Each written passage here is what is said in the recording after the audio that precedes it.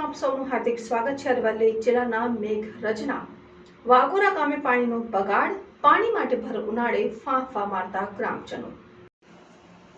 પ્રાપ્ત માહિતી અનુસાર વાઘોરા ગામમાં છેલ્લા કેટલાક સમયથી પાણી પુરવઠો બંધ છે। પાણીનું કનેક્શન આગળથી લાઈન નાખેલી હોય વારંવાર રજૂઆત કરતા કનેક્શન લાઈન ચેક કરી તંત્ર દ્વારા એક જ વખત તપાસ કરી પાણી ગ્રામજનોને અપાવું, પછી રામ જાણે શું થવું। ગ્રામજનોને પાણી પુરવઠો પૂરો પાડવાનું તંત્ર ભૂલી ગયું હોય તેમ સતત બંધ છે। ગામના કેટલાક જાગૃત નાગરિકો દ્વારા એવું કહેવાય છે કે ગામમાં આવતું પાણી બોગસ કનેક્શનથી કોઈ ખેતરમાં આવી પહોંચે છે અને તંત્રની તપાસ કરી યોગ્ય પગલાં લેવા જોઈએ। શું આખા ગામને છોડી તંત્ર અને ખેતર માલિકની મિલીભગત તો નથી ને?